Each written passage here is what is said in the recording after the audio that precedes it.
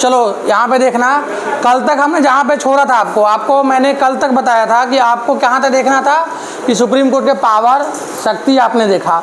आज आप आगे जो देखोगे उसमें आप देखोगे कि सुप्रीम कोर्ट का मेन जो काम है और आज तक भारतीय इतिहास में सुप्रीम कोर्ट ने क्या क्या काम किया है और किस किस बिंदु पे उन्होंने महत्वपूर्ण काम किए हैं और उनके पास महत्वपूर्ण शक्तियाँ हैं सुप्रीम कोर्ट के पास, उन शक्तियों का वर्णन करते हुए आपको आज हम दिखाते हैं।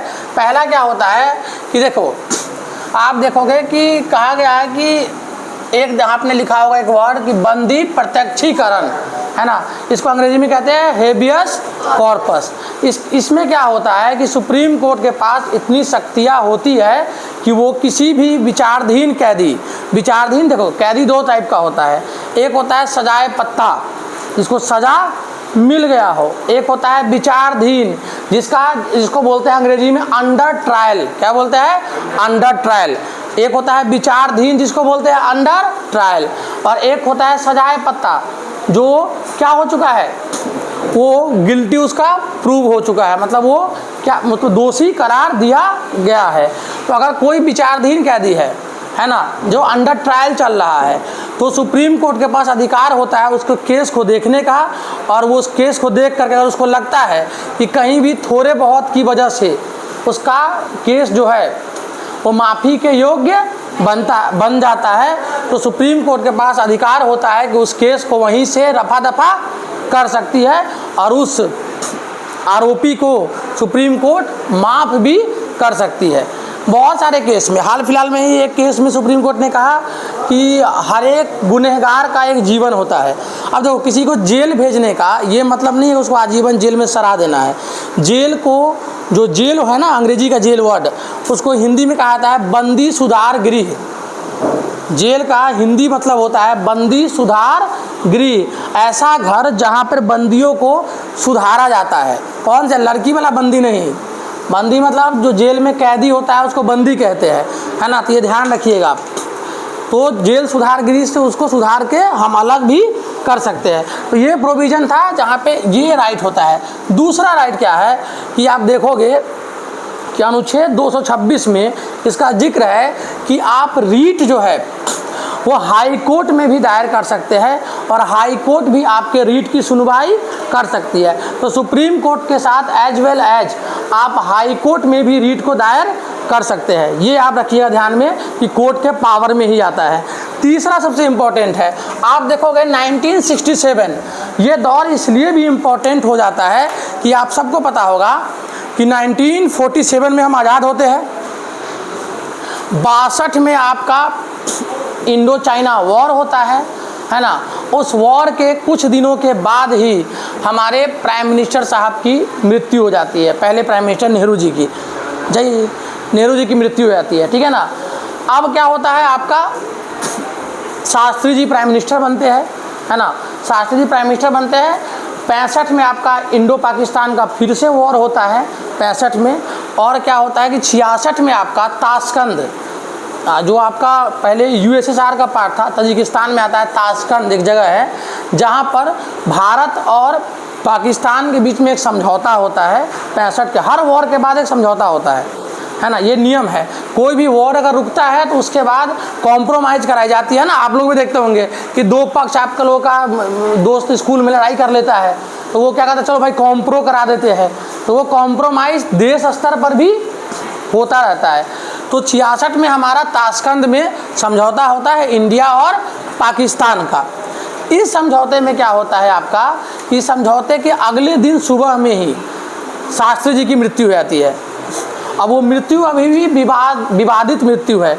कुछ लोग कहते हैं कि शास्त्री जी की हत्या हो गई, कुछ लोग कहते हैं उनको जहर दे दिया गया, कुछ लोग कहते हैं उनका हार्ट अटैक हो गया, क्योंकि पोस्टमार्टम उनका हुआ नहीं। तो अभी तक इस राज पे राज ही है कि पता ही नहीं चला कि शास्त्री जी की मृत्यु कैसे होती है।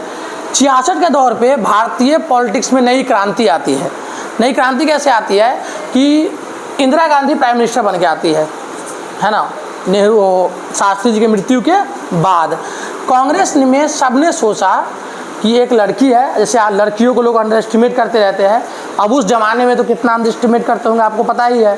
तो एक लड़की है, क्या ही कर लेगी ये, आएगी, कठपुतली बना के इसको रखेंगे, जैसे जैसे नचाएंगे वैसे वैसे ये नाचेगी। लेकिन ये तो आते ही सबसे पहले इसने कांग्रेस में पत्ता साफ करना शुरू कर दिया, इसने सबका पत्ता साफ करना शुरू कर दिया।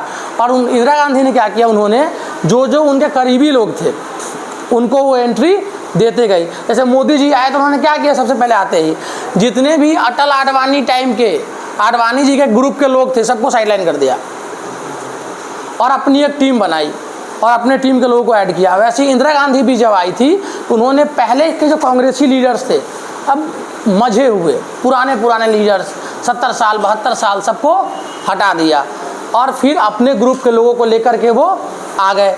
तो इंदिरा गांधी जब आई तो उसने नए नए काम करने बहुत शुरू किए कि काम क्या किया जाए। उस टाइम पे क्या होता था, किसी के पास 10,000 एकड़ ज़मीन है और किसी के पास घर बनाने लायक भी ज़मीन नहीं है।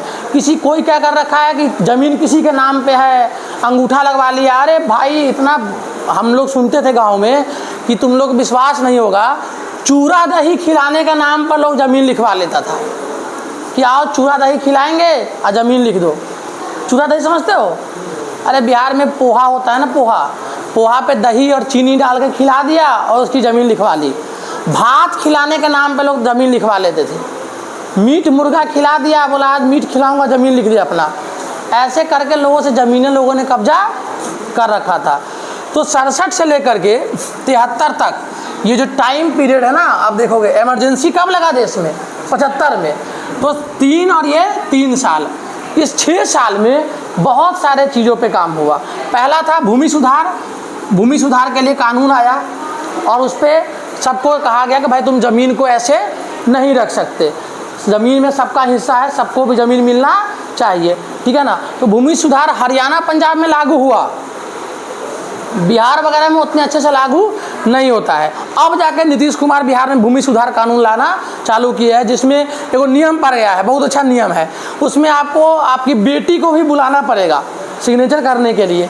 तो जो पहले भौजाई सब बिहार वगैरह में ननद के आने पर मुंह बना लेती थी, मुंह चमका लेती थी, अब वो ननद को बुला बुला के पैर धो रही है उसका कि आ गए जी, आ गए। अरे बाप रे बाप, बहुत दिन नहीं लगा दिए आने में, बउआ सब कैसे ना, क्या खाइएगा, मीट बनवाए कि मछली? अब पहले कहते दूर जो, अब अगला कहेंगे सब दिन बहन के पहुँच जाए। तो पहले तो क्या होता था कि पहले लोग ननद के आने पर लोग नाराज़ हो जाता था कि ननद आ गई है, अब आएगी तो रहेगी, शादी कपड़ा लेगी बढ़िया, है ना, दूल्हा का पैसा खर्चा होगा। अब तो वही भौजाई से ननद को फ़ोन कर रही है कि कहिए आइएगा, बहुत दिन नहीं हो गया आए हुए। तो लोग समय के साथ बदलते रहता है। तो ऑलमोस्ट 6 साल तक आपका बहुत सारे चीज़ों पर इंदिरा गांधी ने काम किया, क्योंकि सरकार उन्हीं की थी और उसमें कोर्ट भी बढ़ चढ़ के हिस्सा ले रही थी। सुप्रीम कोर्ट ने भूमि सुधार कानून पे कानून बनाया। नज़रबंदी, ये नज़रबंदी आप लोगों को क्या होता था, नज़रबंदी के बारे में आप लोग जानते हैं नहीं जानते जान लीजिए। नज़रबंदी ये कानून होता है जिसके तहत आपको हाउस अरेस्ट कर दिया जाएगा। हाउस अरेस्ट समझते हैं? घर में ही कैद कर दिया जाएगा। अगर सरकार को लग गया कि आप घर से बाहर निकलेंगे और निकलने के बाद आप लोगों को इन्फ्लुएंस करेंगे, लोगों को अपनी तरफ अट्रैक्ट करेंगे, सरकार के विरुद्ध जाएंगे और सरकार के किसी काम में आप बाधा पहुंचाएंगे, तो सरकार आपको क्या कर सकती है, नज़रबंद, हाउस अरेस्ट कर देगी। और ऐसा जम्मू कश्मीर में हुआ था, जब जम्मू कश्मीर से 370 को हटाया गया था तो वहाँ के जितने बड़े बड़े लीडर थे, महबूबा मुफ्ती हो गई, उमर अब्दुल्ला, फारूक अब्दुल्ला, इस सब को क्या कर लिया गया, हाउस अरेस्ट कर लिया गया घर के अंदर ही। तो इसके पे भी नियम बनाया। 75 के टाइम पे जब इमरजेंसी लगा और सारे फंडामेंटल राइट्स हट गए थे, तो उस टाइम पे भी बहुत सारे ऐसे कानून बना दिए गए थे कि जिसके तहत आपको क्या कहा जाएगा कि आपको अरेस्ट तो कर लेते थे ये लोग, लेकिन आपको अरेस्ट करने के बाद आपको बेल नहीं मिलता था।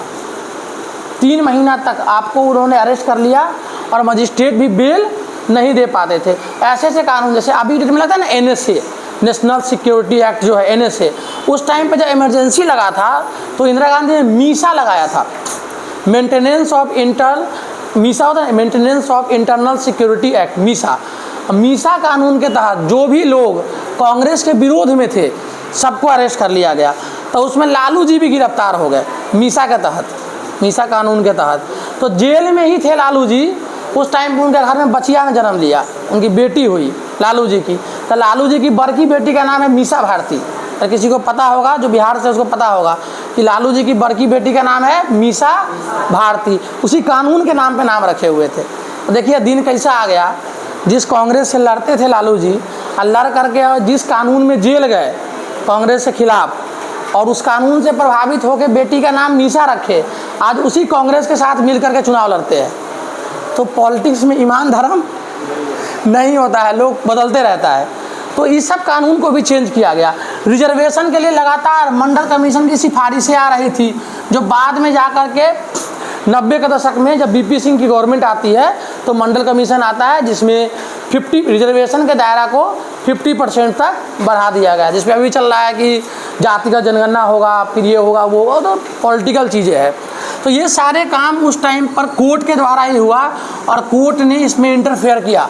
जहाँ जहाँ कोर्ट को लगा कि इन सब चीज़ों पर कानून लगना चाहिए और किसी भी तरह से फंडामेंटल राइट का हनन नहीं होना चाहिए, तब जा कर के सुप्रीम कोर्ट ने और हाई कोर्ट ने इस पर बहुत ज़्यादा, जब भी इनको लगा ना कि ये सब, अच्छा ये सारे कानून लगेंगे तो किसी न किसी को तो प्रभावित किया जाएगा ना कोई तो इंसान ही प्रभावित हो रहा है इससे।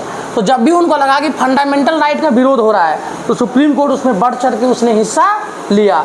सबसे इम्पोर्टेंट क्या किया गया था, आप लोगों को पता होगा कि संपत्ति का अधिकार पहले फंडामेंटल राइट में आता था। आप में सबको पता होगा ये बात कि संपत्ति का अधिकार फंडामेंटल राइट के अंदर ही आता था। लेकिन मोरारजी देसाई की जब सरकार बनी इमरजेंसी के बाद, तो मोरारजी देसाई पीएम बनते हैं, और उन्होंने पीएम बनते ही संपत्ति के अधिकार को फंडामेंटल राइट से हटा दिया।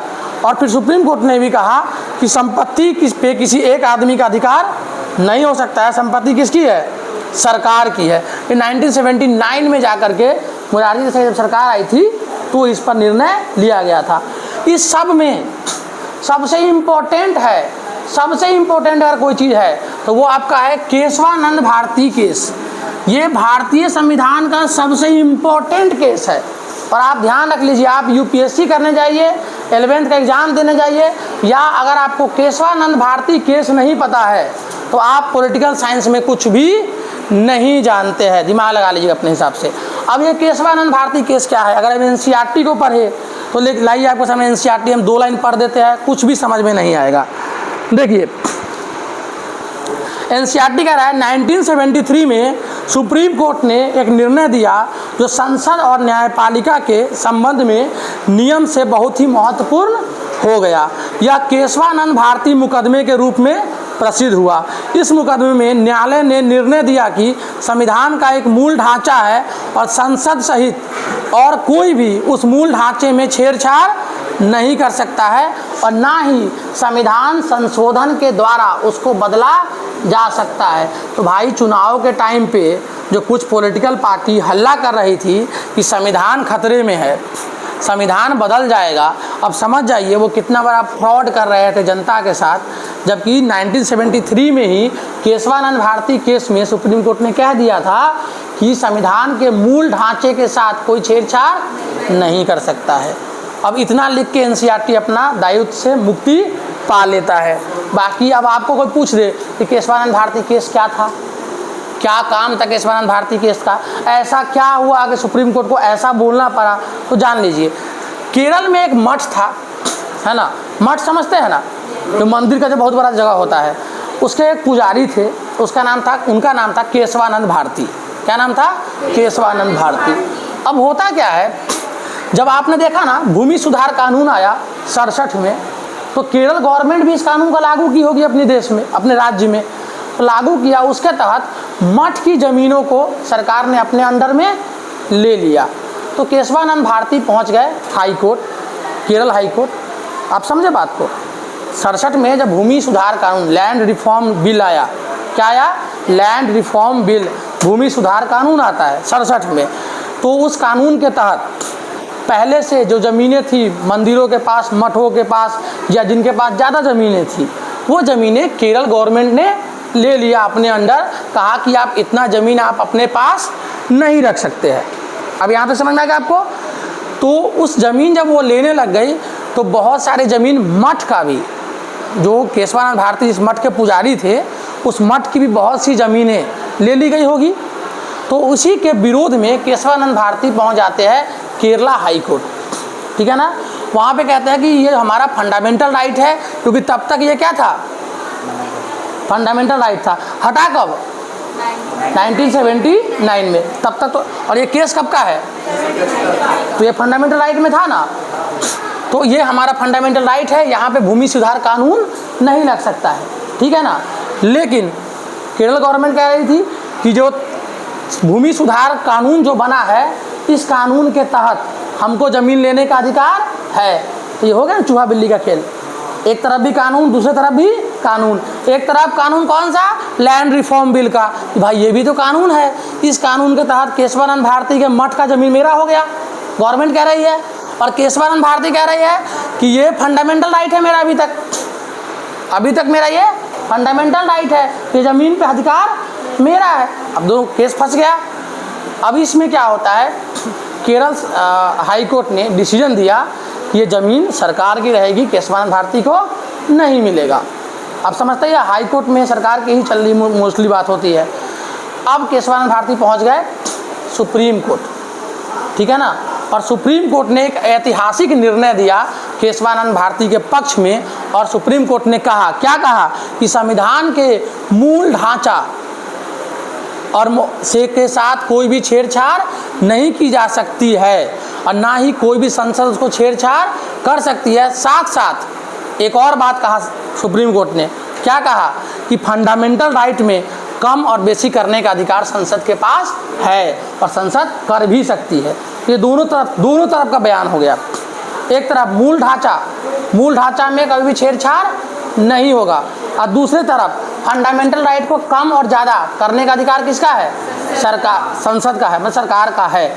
और कम और ज़्यादा करने का अधिकार है, तभी तो संपत्ति का अधिकार को हटा दिया गया, समझ रहे बात। लेकिन मूल ढांचा के साथ कोई भी छेड़छाड़ नहीं की जाती। आपके प्रियम्बल, हम भारत के लोग, डेमोक्रेसी, ये सब में कोई छेड़छाड़ नहीं होगा। और अगर संशोधन नहीं होता तो सेकुलर वर्ड कैसे ऐड होता, 42वें संशोधन के द्वारा सेकुलर वर्ड, धर्मनिरपेक्ष वर्ड भारतीय संविधान में ऐड किया गया ना, कि नहीं किया गया, पता है ना आप लोगों को ये बात, कि 42वें संशोधन के द्वारा ही आपके प्रियम्बल में क्या वर्ड ऐड किया गया, धर्मनिरपेक्ष। तो केशवानंद भारती केस बहुत ही इंपॉर्टेंट केस था, जिसमें आप देखेंगे एनसीईआरटी में भी लिखा हुआ है कि सुप्रीम कोर्ट ने निर्णय दिया था कि संविधान का एक मूल ढांचा है और संसद सहित कोई उस मूल ढांचे से छेड़छाड़ नहीं कर सकता है, ना ही संविधान संशोधन के द्वारा इस मूल ढांचे को बदला जा सकता है। तो ना तो बदला जा सकता है, ना ही कोई छेड़छाड़ हो सकता है। साथ साथ और न्यायालय ने क्या कहा, न्यायालय ने दो और काम किए। संपत्ति के अधिकार के विवादित मुद्दे के बारे में न्यायालय ने कहा, संपत्ति के अधिकार के बारे में, कि यह मूल ढांचे का हिस्सा नहीं है, संपत्ति का अधिकार मूल ढांचा नहीं है, इसलिए इस पर प्रतिबंध लगाया जा सकता है। तो मूल ढांचा क्या हो जाएगा, मूल क्या है, मेन क्या है, प्रियम्बल। तो प्रियम्बल में प्रस्तावना में जो चीज़ें हैं प्रस्तावना में, वो संविधान का मूल ढांचा है, उसके साथ कोई संशोधन हो सकता है, मूल ढांचे के साथ नहीं होगा। क्या मूल ढांचे को बदला जा सकता है, कोई कानून लागू होगा, नहीं।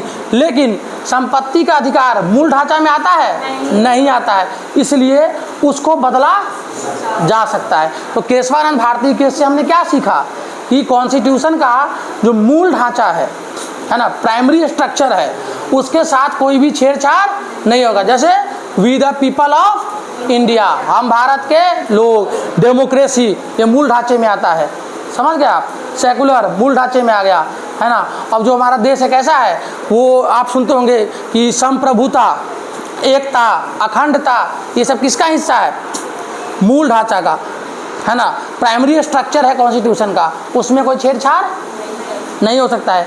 बट संपत्ति का अधिकार मूल ढांचा में आता था, नहीं, तो उस पर कोई छेड़छाड़ अगर सरकार करना चाहे तो संविधान के संशोधन, अमेंडमेंट्स के द्वारा उसमें परिवर्तन ला सकती है। तो केशवानंद भारती केस सबसे इम्पोर्टेंट केस माना जाता है भारतीय कौन सी कॉन्स्टिट्यूशन में जब सरकार और न्यायालय आमने सामने हो, जब जनता और न्यायालय आमने सामने होता है तो वो निर्णय सर्वमान्य हो जाता है।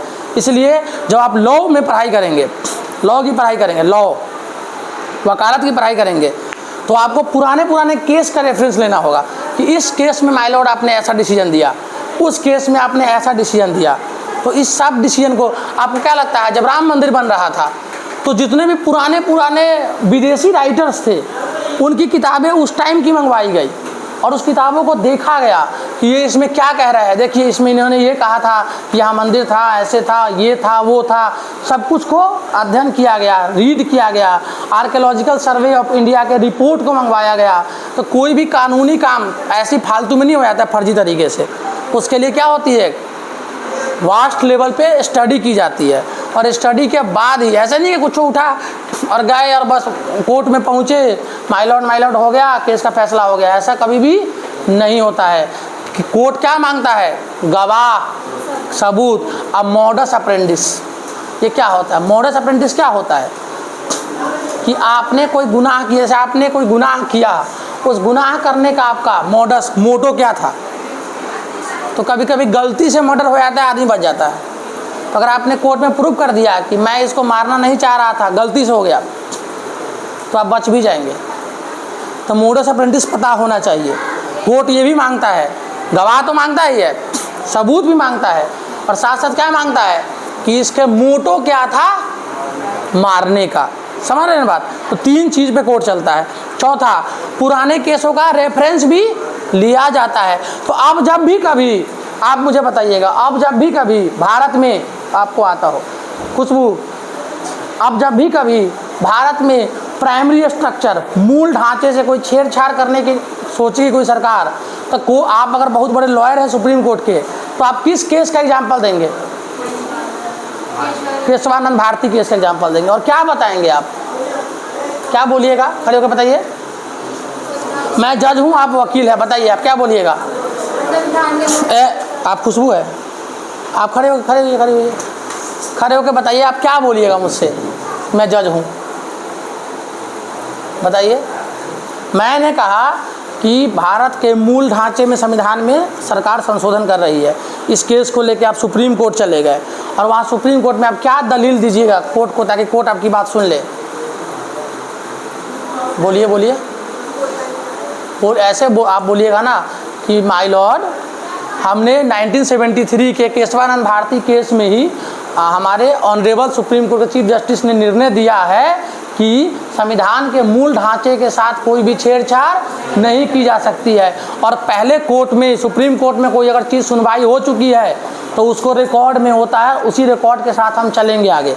तो हम इस केस में पहले ही कह चुके हैं कि जब कोई ढांचे में कोई छेड़छाड़ ही नहीं हो सकता है तो आगे भी कोई छेड़छाड़ होने की उम्मीद नहीं होती है, और ना ही कोई संशोधन हो सकता है। इस पे ध्यान देंगे हम, ठीक है। बैठ जाइए, बंद करो, अरे पकड़।